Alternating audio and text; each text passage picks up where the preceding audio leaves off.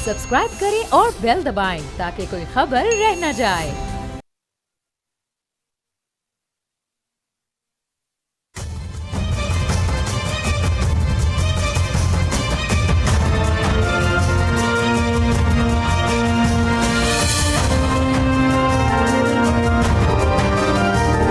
अस्सलाम वालेकुम, आप देख रहे हैं बोल रिपोर्ट्स और मैं हूं बतूल राजपूत। ईरान इसराइल और अमरीकी जंग को 2 हफ्ते से ज़ायद होने वाला है, लेकिन लगता नहीं कि इसका कोई डिप्लोमेटिक रास्ता करीब है। ममालिक कोशिश तो कर रहे हैं, लेकिन इसराइल और अमरीका अपने अपने मौक़िफ़ पे कायम है। हालात मज़ीद किस तरफ जा सकते हैं, इस पर तफसील से बात करेंगे।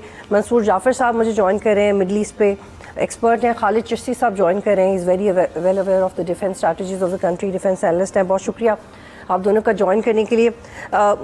खालिद साहब, ईरान इसराइल और अमेरिका कॉन्फ्लिक्ट को 2 हफ्ते को हो गए हैं। ईरान पीछे नहीं हट रहा, दूसरी तरफ अमेरिका की मईशत भी तबाह हो रही है। कल $1 ट्रिलियन स्टॉक मार्केट से निकल गए। आबनाए हुर्मुज़ भी फ़िलहाल बंद है। खलीजी ममालिक के लिए जो इन्वेस्टमेंट है उसके लिए मामलात कितने डिफ़िकल्ट होते जाएंगे, क्योंकि वो भी बंद हो रही है। ये सूरत हाल किस तरफ बढ़ रही है और who is at the losing and do you think? बहुत शुक्रिया बतूल, आपने इनवाइट किया।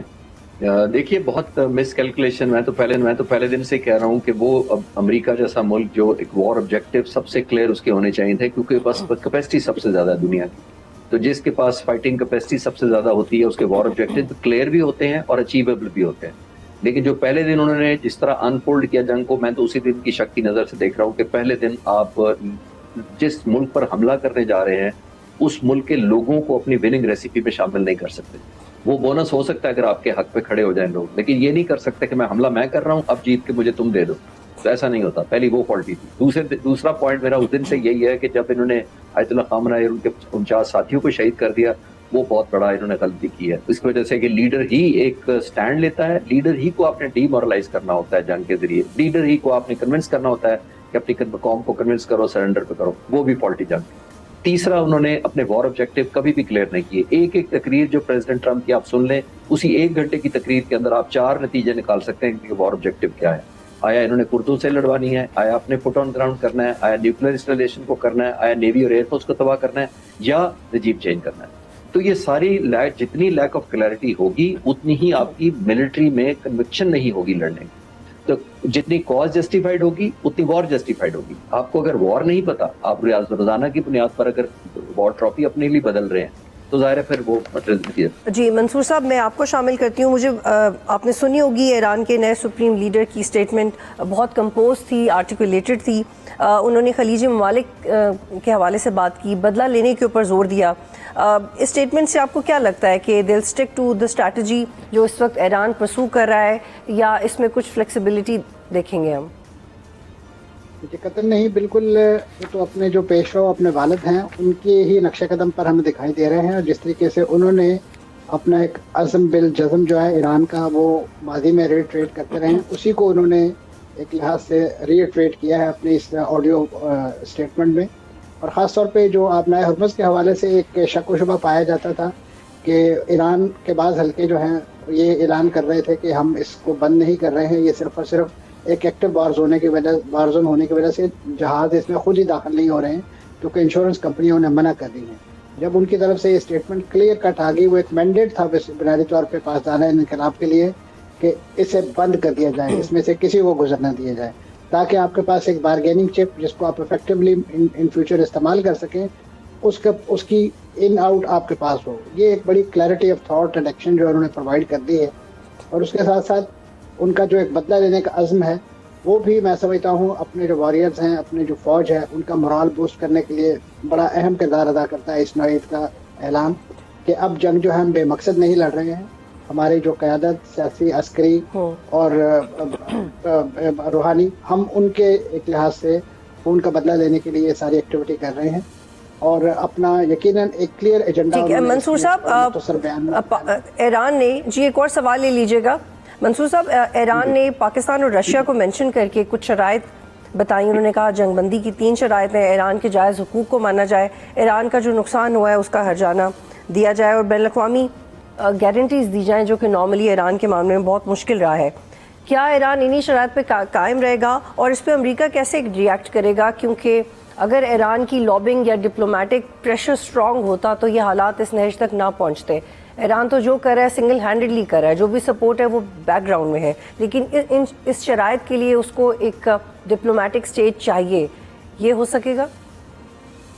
دیکھیے جی, اس وقت ایران نے اپنا جو ورتھ ہے ملیٹریلی تو پروف کر دیا ہے, ڈپلومیٹکلی یقیناً انہوں نے ایک پتا کھیلا ہے.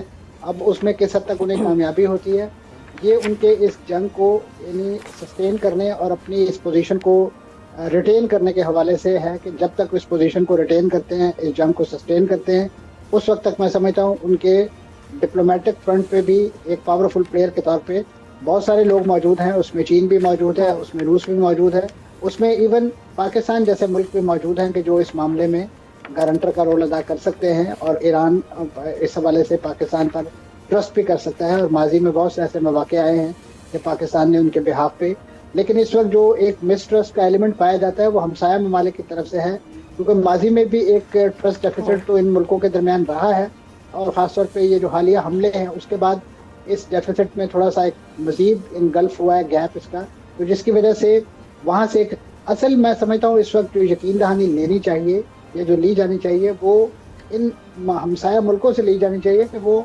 اپنے ہاں امریکہ کے اڈے جو ہیں اسی طریقے سے سسٹین کریں گے, برقرار رکھیں گے, کیونکہ ان اڈوں کی بنا پر ہی وہ اس وقت ایران کے جو میزائل اور ان کے جو ڈرونز ان کا شکار بن رہے ہیں. کیونکہ جس طریقے سے وہاں سے لاجسٹک سپورٹ اور وہاں سے ایران پر حملے لانچ کیے جاتے رہے ہیں, اس سے یہ ظاہر ہوتا ہے, خاص طور پہ ایران کا یہ موقف ہے کہ یہ اڈے ان ملکوں کو سیکورٹی کور فراہم کرنے کے لیے, سیکورٹی امبریلا کے لیے نہیں تھے, یہ ایک اوفینسو نیت سے وہاں رکھے گئے تھے کہ جب بھی ضرورت پڑے گی تو یہاں سے ایک اوفینسو لانچ کیا جا سکتا ہے ایران کے خلاف. اور اب یہ جو جنگ اس وقت 13 روزہ ہمارے سامنے ہے, اس کا ایک ایک لمحہ میں یہ بات بتا رہا ہے کہ یہ اڈے جہاں پہ امریکہ کے موجود تھے خطے میں, وہ تمام کے تمام اسی مقصد کے لیے, شاید اسی دن کے لیے وہاں پہ رکھے گئے تھے کہ وہاں سے ایران کو ایک دن کنٹین کرنے کے لیے آل آؤٹ وار اسٹریٹجی جو ہے انفولڈ کی جائے. جی ششی صاحب, there's always been a religious dimension to this war, اور اب تو یہ بھی کہا گیا ہے نیتن یاہو کی طرف سے کہ جو مسلمان ہیں چاہے سنی ہو یا شیعہ ہو وہ پوری دنیا کے لیے خطرہ ہے, اور ایران کے بعد یہ بھی کہا گیا کہ ایران کے بعد اسرائیل کے لیے پاکستان تھریٹ ہے, اور تو اس کا مطلب ہے کہ دل گو آفٹر ادر کنٹریز. لیکن جب بھی یہ بات ہوتی ہے تو اس کا جواب آتا ہے پاکستان کی طرف سے کہ پاکستان ایران نہیں ہے اور ہم کمپیریٹیولی مضبوط ہیں اور ہماری اسٹریٹجیز الگ ہیں. But what can we extract essentially from this statement, کیونکہ اس کو اتنا اوائڈ بھی نہیں کیا جا سکتا. بالکل آپ ٹھیک کہہ رہی ہیں. پہلے ہم ساری دنیا کہہ رہی تھی کہ جو ایران ہے وہ وینزویلا نہیں ہے, اور آپ نے ٹھیک کہا کہ ہاں پاکستان ایران نہیں ہے.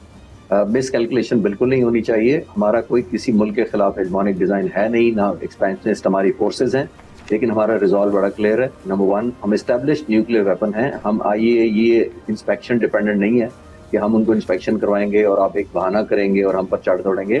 اور آج کی نہیں ہے, میں جب as a young fighter pilot air force میں تھا, ہمیں اس وقت بھی پتا تھا کہ ہمارے نیوکلیئر پلانٹ پہ صرف 2 ملک کی نظر بچائے بیٹھے ہیں, اور 2 ملکوں سے ہی حملہ ہونا ہے. دونوں کے نام آپ کو پتا ہوں گے, مجھے بتانے کی ضرورت نہیں ہے.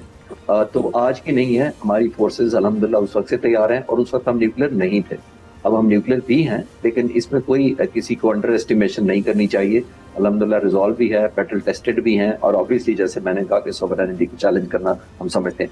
لیکن ظاہر ہے ہیونگ سیڈ دیٹ, میں ایون ایران جیسا ملک جس پر 47 سالوں سے سینکشن لگی ہوئی تھی, جس پر ملٹری ہارڈ ویئر کا کوئی ایکسپورٹ الاؤڈ نہیں تھی, آپ کے سامنے ہے کہ کس طرح انہوں نے پٹ اپ کیا اپنا شو, کس طرح اپنے لیے جنگ اکنامیکل رکھی ہوئی ہے اور امریکہ کے لیے موسٹ ایکسپینسو جنگ کر دی ہوئی ہے. تو ابھی تو ان سے ہی نپٹنے کی ان کو سمجھ نہیں آ رہی کہ اتنی پن پوائنٹ ایکوریسی سے ان کے ہائپرسونک میزائل جا کر اسرائیل کے اندر پینیٹریٹ کر رہے ہیں, ان کی موسٹ وائٹل انسٹالیشنز کو ہٹ کر رہے ہیں. مڈل ایسٹ میں اتنی پریسیجن ٹارگیٹنگ انہوں نے کیا ہے, تو ایک وار اتنی پروہیبٹیو کاسٹ امریکہ کے لیے کر دی ہے کہ ان کو سمجھ نہیں آ رہی کہ ٹارگیٹنگ اسٹریٹجی پہلے ہی ان کی فالٹی تھی. ان کو تو خود نہیں پتا تھا کہ ہم نے کیا اچیو کرنا ہے یہاں پہ آ کے, اور جب نہیں پتا تو اوپر سے آن ٹاپ آف دیٹ اتنی ریزسٹنس, جیسے میں نے کہا, اور اتنی مہنگی جنگ کر دی ہے. 3.87 بلین تو پہلے 100 گھنٹے میں انہوں نے ایکسپینڈ کر دیے تھے. اتنے میرا خیال ہے پورے غازہ میں نئے اسکول اور کالج بن سکتے تھے جتنے پیسے انہوں نے خرچے, اور اس کا امریکہ کو صرف 5% ان کے بجٹ, اپرووڈ بجٹ تھا اس پورے اماؤنٹ 3.87 بلین کے اندر. تو ابھی تو پریزیڈنٹ ٹرمپ کو واپس کانگریس کو جا کر ملٹری بل دینا ہے. ابھی تو ملٹری کریڈٹ کارڈ پر وہ سارا چلا رہے ہیں اپنی ملٹری وارفیئر کو. ساری دنیا سے پیٹریٹ میزائل اکٹھے کر رہے ہیں. زیلنسکی کو گلا ہے کہ مجھے 200 میزائل نہیں دیے گئے پیٹریوٹ، میں کب سے مانگ رہا ہوں، اور امریکی صدر نے 2000 فائر کر دیے ہیں 8 دنوں کی جنگ میں. تو میں یہ کہہ رہا ہوں کہ ابھی تو بہت دنیا ایکسپوز ہو رہی ہے، ابھی تو کھلے گی. ابھی تو رشیا کو ایڈوانٹیج حاصل ہونا شروع ہوئی ہے کہ جب تیل اس کا بکنا شروع ہو گیا کیش پہ، اور لوگوں کا وہ خوف بھی ختم ہو گیا ہے. اسٹیٹ آف پرپس کھل نہیں رہا، امریکہ کا وہاں بس نہیں چل رہا. تو آئی تھنک جس طرف جا رہی ہیں جنگیں، وہ تو ایک اور ڈائمینشن کی طرف چلی گئی ہیں جو امریکہ نے بھی فورسی نہیں کیا ہو. ٹھیک ہے خالد صاحب، ایک اور سوال. ایئر کرافٹ کیریئر ابراہیم لنکن کو نشانہ بنانے کی کیپیسٹی کیا ایران کے پاس ہے؟ ایران کے پاس کیسے میسائلز موجود ہیں؟ کیونکہ پرسیپشن یہ تھی کہ ابراہیم لنکن تو انسنکبل ہے، یہ کتنا درست ہے؟ ابراہیم لنکن کا جو موٹو ہے وہ ہے ول ناٹ پیرش. یہ اتنے سالوں سے 1989 سے جب سے ایک مشن کیا گیا تھا، اور کچھ سال پہلے اس کو 3.2 بلین روپیز خرچ کر کے ڈالرز خرچ کر کے اس کو اپ گریڈ کیا گیا تھا. تو اس شیل ناٹ پیرش کا تو موٹو اب ختم ہوتا جا رہا ہے. وہ اس لیے کہ ایران کے پاس جو ویپنز ہیں، خاص طور پر ان کے پاس ایک میزائل ہے RAAD، وہ تقریباً 350 کلومیٹر اینٹی شپنگ ویپن کو ویسلز کو ٹارگٹ کرتا ہے. تقریباً 500 کلو گرامز کا وار ہیڈ لے کر جاتا ہے. یہ بہت میسو وار ہیڈ ہوتا ہے کسی شپ کے لیے. بے شک اس سے نہ ڈبوئے، لیکن ایران نے جو فائر کیے ہیں، جو میرے نالج کے مطابق انہوں نے سیلوو فائر کیا ہے، یعنی ملٹیپل فائرنگ کی ہے انہوں نے اس میزائلز کی. تو اس لیے ان کو روکنا مشکل ہو رہا ہے ابھی. اسی لیے آپ نے دیکھا کہ وہ جو ایئر کرافٹ کیریئر ایک ابراہیم لنکن جو تقریباً یہ 250-300 کلومیٹر قریب لائے تھے، اب وہ میں نے دیکھا کہ 1000 کلومیٹر سے پیچھے لے گئے اس کو. اور جو جارج فورڈ تھا وہ قریب لانے کی بجائے انہوں نے اسرائیل کے جو ویسٹرن سائڈ پر کھڑا کر دیا ہے. اور ظاہر ہے جیسے میں نے کہا کہ میڈیٹیرین کے اس طرف کھڑا کیا اس کو بچانے کے لیے. تو ان کو تو اپنی پڑ گئی ہے کہ اگر یہ مائٹی ان کے جو سمبل آف پرائڈ ہیں اگر یہ ہٹ ہو گئے، اور خاص طور پر اگر پبلک ہو گئی وہ نیوز ہٹ، تو ابھی بھی خبریں آ رہی ہیں کہ وہ ہٹ ہوا ہے، لیکن کیونکہ اب پبلک نہیں ہو رہی، ہمارے پاس ویسی انفارمیشن نہیں ہے. سمندر کے 700 کلومیٹر اندر جا کر اپنی مرضی سے امریکہ خبریں دے رہا ہے، لیکن ڈیفینیٹلی انہوں نے مانا ہے کہ ہٹ ہوا ہے. یہ اٹ سیلف بہت بڑا ایک مجھے لگتا ہے کہ اتنی بڑی مائٹی ملٹری کے لیے بہت بڑی امبیرسمنٹ ہے کہ ایران جیسا ملک جس پر 47 سال سے سینکشنز لگی ہوئی ہیں، ملٹری ہارڈ ویئر ملتا کوئی نہیں ہے، اس کے باوجود انڈیجینئس انہوں نے میزائل اور ڈرون جتنے ڈیولپ کر لیے ہیں کہ وہاں تک پہنچ گئے ہیں. تو آنے والے وقت میرا خیال ہے شاید اور امبیرسمنٹ لے کر آئیں گے امریکہ اور اسرائیل. بالکل ایسا ہی لگ رہا ہے. منصور صاحب، ڈیفنس سیکرٹری جن کا تعلق اسرائیل سے ہے، انہوں نے کہا they'll build a third temple and they'll demolish Masjid Al-Aqsa. so the conflict is not merely جو اس کی فزیکلٹی ہے، اس سے ٹیریٹری سے ریلیٹڈ نہیں ہے. اور اس طرح کی اسٹیٹمنٹ سے پھر ہم کیا سمجھ سکتے ہیں؟ ان کے پرانے عزائم ہیں کہ کوئی پہلی بات اس نوعیت کے عزم کا انہوں نے اظہار نہیں کیا. خاص طور پہ وہ تو اس خطے میں کوئی ایسا سمبل نہیں رہنے دینا چاہتے کہ جس کے گرد مسلمان بالخصوص ریلی ہو سکیں، اسے اپنا مرکز محبت قرار دے کے اس کے حوالے سے اپنا تن من دھن قربان کرنے پر آمادہ ہوں. یہی میں سمجھتا ہوں ایک بہت بڑا کاز ہے، ایک سمبل ہے کہ جس کے گرد اس وقت فلسطینی جو ہیں وہ ریلی ہیں اور اپنی جو جدوجہد کا مرکز اس کو بنائے ہوئے ہیں، اور اس بیس کیمپ کو اسی قبلہ اول کی جو یہودی قبضے سے آزادی کے حوالے سے اپنے بچوں کی، اپنے بزرگوں کی جانیں دے رہے ہیں، اپنے علاقے تباہ و برباد کروا رہے ہیں. تو لہذا اسرائیل کو اور امریکہ کو فلسطینی مسلمانوں بالخصوص اور امت مسلمہ کی جو عزائم ہے اس کے حوالے سے بڑا واضح نالج موجود ہے.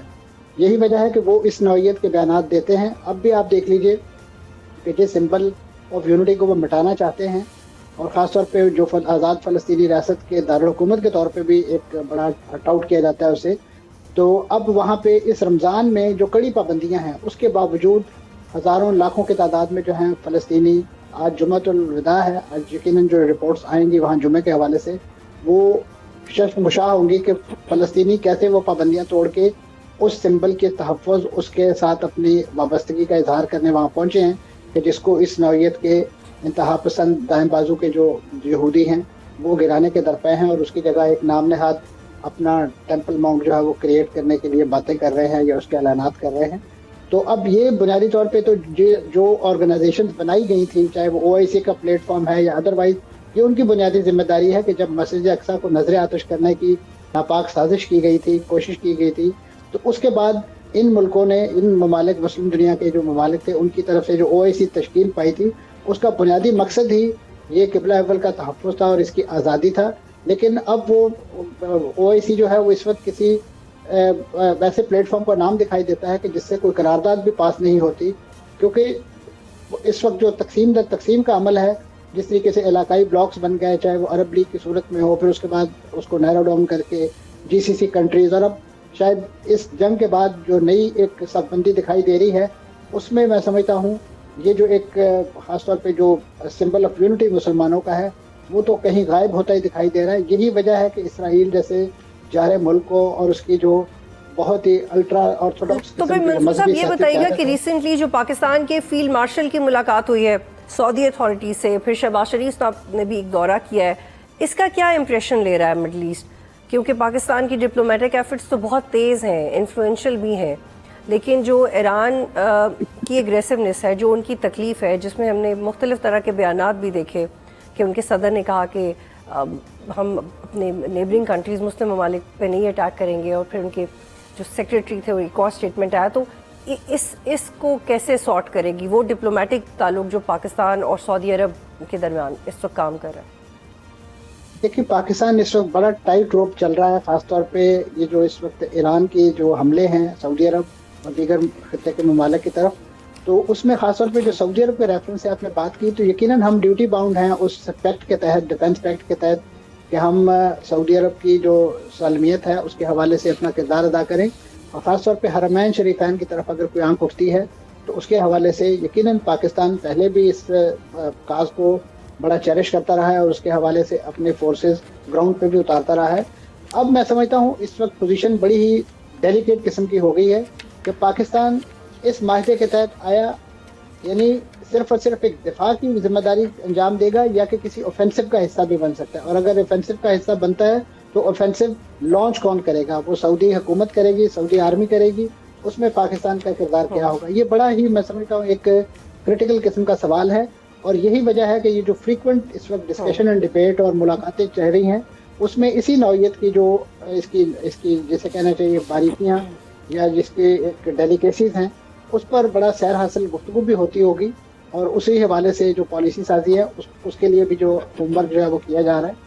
اور ایران کو بھی اس بات کا بخوبی اندازہ ہے کہ پاکستان کی جو کمٹمنٹ سعودی عرب کے ساتھ ہے وہ کسی سے ڈھکی چھپی نہیں ہے, اور ایران کے لیے جو پاکستان کے جذبات ہیں وہ بھی دنیا کے سامنے ہے اور ایران کے سامنے ہے. اور پچھلی جنگ کے دوران پاکستان نے بغیر کسی لگی لپٹی کے ایران کو فلی سپورٹ کیا, اور یہی وجہ ہے کہ ان کی جو پارلیمنٹ ہے اس میں تشکر پاکستان کے نعرے بھی سنائی دیے. تو اب ضرورت اس امر کی ہے کہ اس وقت یہ جو جنگ کا الاؤ ہے اس کو جس قدر دہکا دیا گیا ہے, اس کی حدت کو کم کرنے کے لیے سفارتکاری کو تھوڑا موقع دیا جائے. اور یہی وجہ ہے کہ آپ نے نوٹ کیا ہوگا کہ اس وقت روس کو جس انداز سے ایک تھوڑا سا واک اوور ملا ہے اس جنگ کے نتیجے میں, خاص طور پہ اپنا جو اکنامک بوز جو ہیں اس کو ایڈریس کرنے کے لیے, اور بالخصوص جو اس وقت اس کو تیل بیچنے کی اجازت مل گئی ہے, اور ساتھ ساتھ کچھ اس بہتی گنگا میں انڈیا کو بھی ہاتھ دھونے کا موقع مل گیا ہے. اب یہ وہ ملک ہیں جو ایران کے ساتھ بڑی محبت کا بھی دعویٰ کرتے ہیں. دیکھیے اس وقت یعنی ایران کے ساتھ جو بھارت کے تعلقات ہیں وہ بھی کسی سے پوشیدہ نہیں ہیں. ایسے میں یہ تمام بینیفیشریز جو اس جنگ کے انڈائریکٹ بن گئے ہیں چار و ناچار جس انداز سے بھی, اب انہیں کم از کم اس جنگ کا الاؤ دہکانے کے حوالے سے, حدت کم کرنے کے حوالے سے اپنے جو ڈپلومیٹک چینلز ہیں اس کو بھی ایکٹیویٹ کرنا چاہیے. انڈیا کا بہت انفلوئنس ہے اسرائیل پہ, انہیں وہ اس خطے کے حوالے سے جو ایک والیٹائل سچویشن ڈیولپ ہو رہی ہے اس کو اپرائز کروانا چاہیے, اور بالخصوص خود آنے والے دنوں میں اگر یہ جنگ خدا نخواستہ خلیج میں پھیل گئی مزید یا کوئی جواب آ گیا, ایسی صورت میں جو اس وقت $50 بلین کی جو اس وقت ریمیٹنس انڈیا کو آتی ہے وہ بھی بند ہو جائیں گی. اور اس کے ساتھ ساتھ اب جو تیل کی ریل پہ وقتی طور پہ بحال ہوئی ہے, آج جو اطلاعات ہیں کہ ممبئی کے شہر میں تقریباً 20% جو ریسٹورانٹ ہیں وہ بند ہو گئے ہیں کیونکہ گیس کی سپلائی جو ہے وہ راشن کر دی گئی ہے. اور یہ سارا منظرنامہ یقیناً اس وقت مودی سرکار کے بھی علم میں ہوگا, اور اس کے ساتھ ساتھ روس اس پہ بہت زیادہ بغلے نہ بجائے, اس معاملے کو کنٹین کرنے کے لیے اپنا وہ کردار ادا کرے جس کے لیے بہت عرصے سے ایران بھی اس سے توقع لگائے بیٹھا ہے. اور میں سمجھتا ہوں ایسے موقع پہ چین کو بھی چپ ان کرنا چاہیے. پاکستان اور ترکیہ آلریڈی اس معاملے میں بہت حد تک اپنا ڈپلومیٹک چینل جو ہے وہ اوپن رکھے ہوئے ہیں. بہت شکریہ منصور جعفر اور خالد چشتی صاحب پروگرام میں جوائن کر رہے تھے. اور موضوع ہے ایک ایسی سچویشن ہے جو ہر گزرتے گھنٹے کے ساتھ ڈیولپ ہو رہی ہے, اور 2 ہفتے ہونے والے ہیں جہاں پہ ایک بڑی عالمی جنگ کا خطرہ اپنی جگہ پہ موجود ہے. وہاں پہ پاکستان اپنی ڈپلومیٹک ایفرٹس نہ صرف اپنے ڈپلومیٹک سکلز کی وجہ سے بہت کامیابی سے پروو کر رہا ہے, بلکہ جو پاکستان نے ریسنٹلی انڈیا کے ساتھ جنگ جیتی اور جو ایپیسوڈز افغانستان کے ساتھ ہوئے اس کا ایٹ لیسٹ ہم ایک مسلم ملک کی حیثیت سے ایک بھرپور فائدہ اٹھا رہے ہیں سعودی عرب کے ساتھ, اور ایران کو بھی ڈیفینیٹلی پاکستان اس لحاظ سے انفلوئنس کر رہا ہے کہ ان چیزوں کو ڈی ایسکیلیٹ کرنا چاہیے. اور یہ ایک واحد فرنٹ نہیں ہے جو سے پاکستان اپنے آپ کو پروو کر رہا ہے, بلکہ وہ آپریشن جو کہ پاکستان مستقل ٹی ٹی پی کے خلاف افغانستان کی ٹیریٹری کے اندر کر رہا ہے. ریسنٹلی پکتیا میں شیر ناؤ میں ٹی ٹی پی کے دہشت گرد ان کے کیمپس کو نشانہ بنایا گیا. اور یہاں پہ ایک بات کرنا بہت ضروری ہے کہ جو ڈس انفارمیشن کا ہب آپریٹ ہوتا ہے افغانستان سے, اور میں نے تو افغانستان میں طلوع نیوز کے ساتھ بہت ہم نے پروجیکٹس بھی کیے ہیں اور بڑے پروفیشنل لوگ پہلے رہے ہیں وہاں پہ, لیکن اب یہ کہتے ہوئے بڑا افسوس ہوتا ہے کہ طلوع نیوز ہی ایک جھوٹی خبریں ڈس انفارمیشن رپورٹ کر رہا ہے. پاکستان نے اس کو افغانستان کا ایک بڑا چینل سمجھا جاتا ہے, اور ایسا چینل جب یہ کہے کہ افغانستان کی ایئر فورس نے پاکستان کے علاقوں کو نشانہ بنایا اور پھر پاکستان کی ملٹری انسٹالیشنز کو نقصان پہنچایا, تو یقین کرنے والی بات نہیں, بہت مزے کا خیز بات ہے. انفیکٹ جو ریسنٹ ڈیولپمنٹس ہیں اس میں ڈرون اٹیکس ضرور ہوئے ہیں, اور ان ڈرون اٹیکس کو بھی کامیابی کے ساتھ most of them they were gun down by Pakistan air force. تو یہ جو ڈس انفارمیشن کی وار ہے اس میں افغانستان اور انڈیا ہمیشہ جیتے رہے ہیں, اور بینگ اے جرنلسٹ ہماری یہ ذمہ داری ہے کہ جو جھوٹی خبر ہے ایسے ماحول میں جو کہ سیکیورٹی کو لے کے معاملات بہت اہم ہوں اس کی نشاندہی کرنا بہت ضروری ہوتا ہے. یہاں پہ ایک بریک لیتے ہیں, پھر واپس آئیں گے.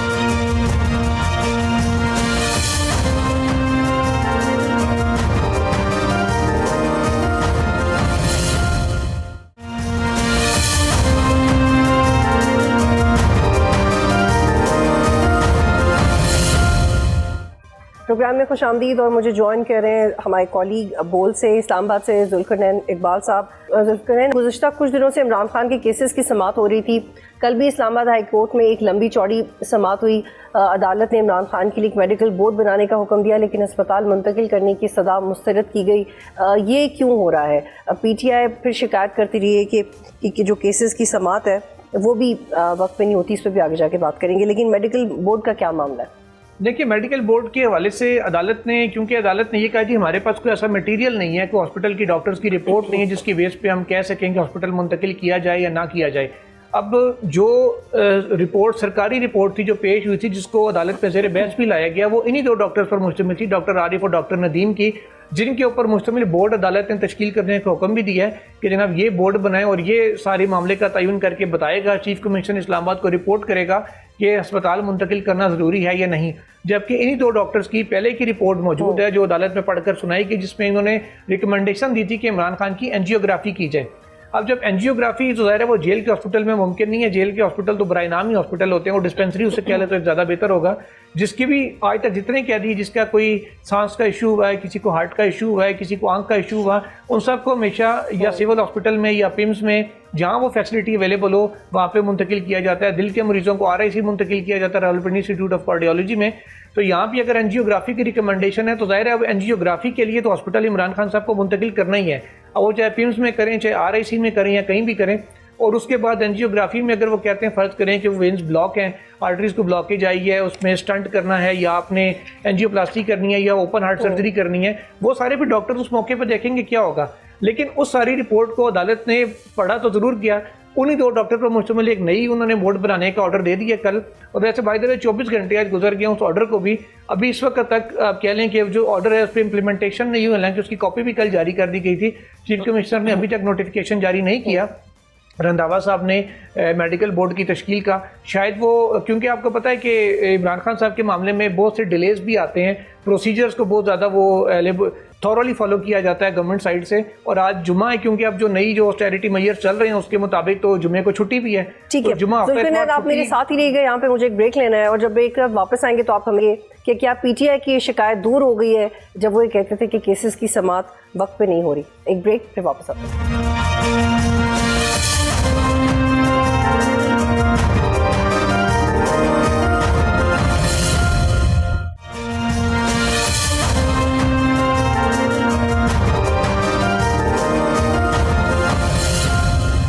پروگرام میں خوش آمدید. میرے ساتھ موجود ہیں ذوالقرنین اقبال, اور ہم اسلام آباد ہائی کورٹ میں چلنے والے پی ٹی آئی کے کیسز کے حوالے سے بات کر رہے ہیں. ذوالقرنین, یہ بتائیں کہ کیا پی ٹی آئی کی یہ شکایت اب دور ہو گئی ہے کہ ان کے کیسز کو لٹکایا جا رہا ہے؟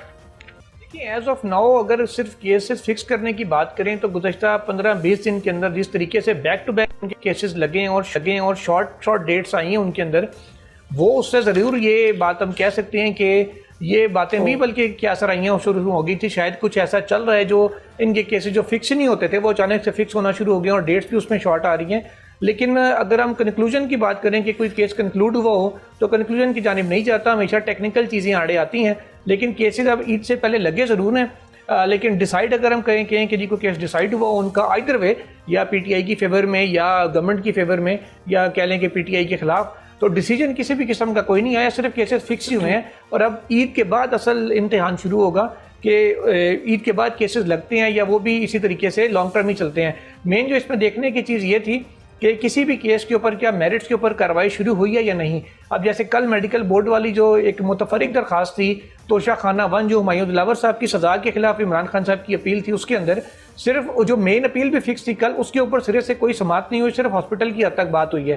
اب اس کے اندر آلریڈی سزا بھلے خان صاحب کی سسپینڈڈ ہے لیکن وہ اس میں بری ہوتے ہیں، یعنی یہ ایک سائیکولوجیکل وار بیسیکلی ہوتی ہے. اگر وہ بری ہو جاتے تو پھر کہا جاتا کہ جناب دیکھیں وہ ان کو بڑا ریلیف مل گیا ہے اور تھوڑا سا ایزی ہو جاتے، پی ٹی آئی کا ذرا مورال ہائی ہو جاتا. لیکن اگر سزا برقرار رکھی جاتی ہمایوں دلاور صاحب والی ہائی کورٹ کی جانب سے تو پھر ایک مزید کہہ لیں کہ انہوں نے ڈاؤن جانا تھا، انڈر پریشر جانا تھا. اس حوالے سے میرٹ کے اوپر کوئی فیصلہ نہیں ہوا.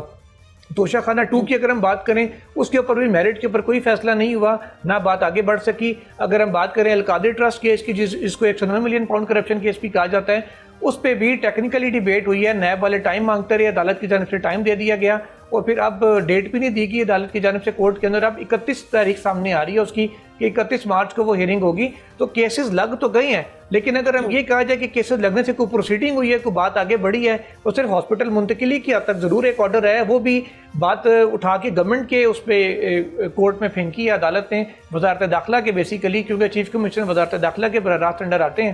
تو اب یہ اگر ٹیکنیکلی ہم کہیں یا کھلے لفظوں میں اگر بات کریں تو محسن نقوی صاحب یہ بتائیے گا کہ ٹھیک یہ بتائیے گا کہ اس دفعہ پھر یہ تنقید کیوں ہو رہی ہے کہ پی ٹی آئی کے وکلا کی تیاری اچھی نہیں ہے؟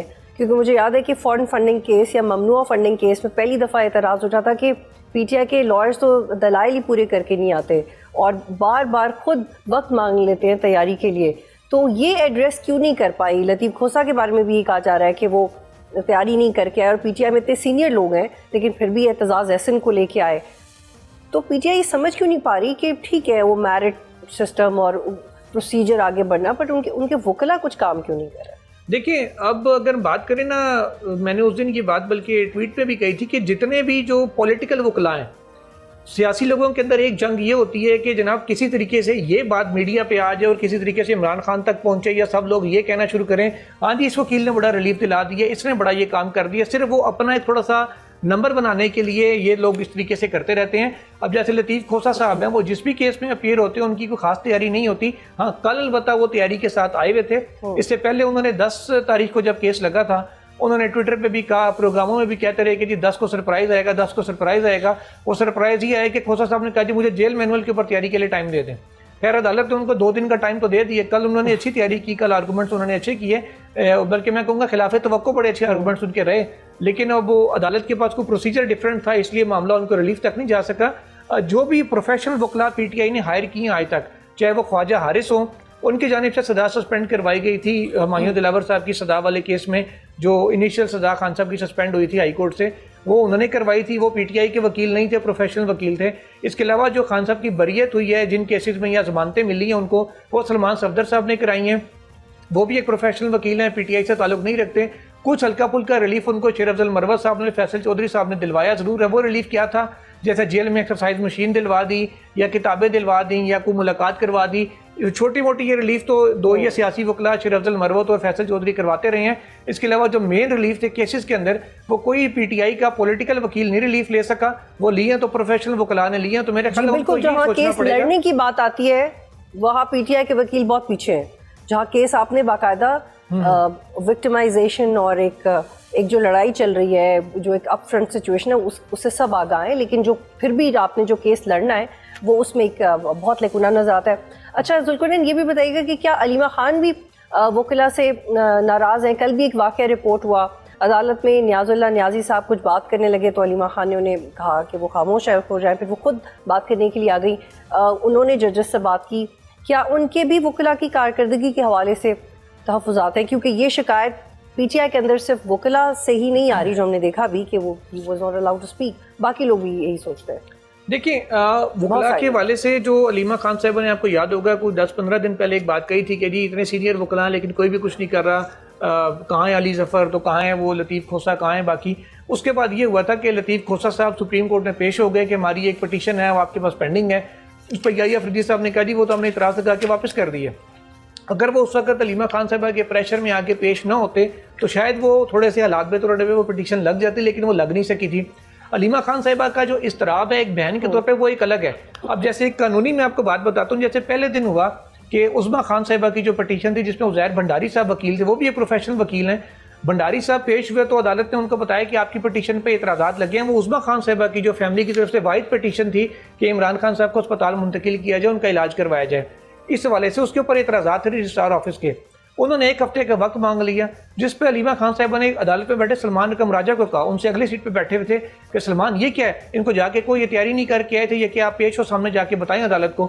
اس پر سلمان اکرم راجہ نے انہیں کہا کہ جی آپ 1 منٹ ذرا سکون کریں، میں آپ کو سمجھاتا ہوں کہ ہوا کیا ہے. انہوں نے پھر ان کو بتایا کہ جی اگر آج سنگل بینچ کے سامنے ہم اعتراضات ریموو کر کے آرگومنٹس کر دیتے تو عدالت نے اس کو باقی کیسز کے ساتھ کلب کر دینا تھا، اور یہ پھر کیسز کلب ہونے کے لیے اگر فائل چیف جسٹس کے پاس جاتی تو پھر ہم 2 مہینے احتجاج کرتے رہتے کہ تاریخ نہیں مل رہی.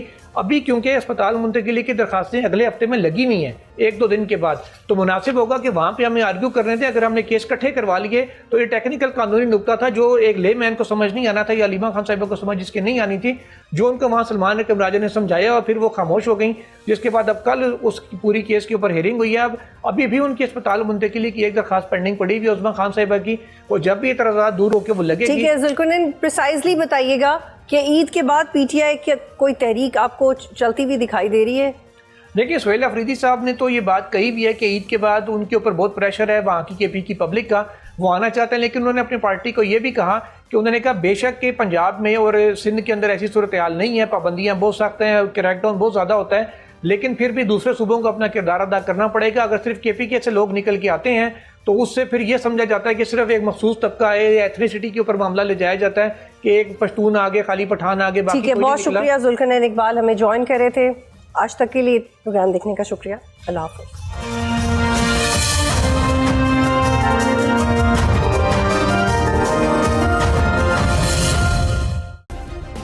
سبسکرائب کریں اور بیل دبائیں تاکہ کوئی خبر رہ نہ جائے.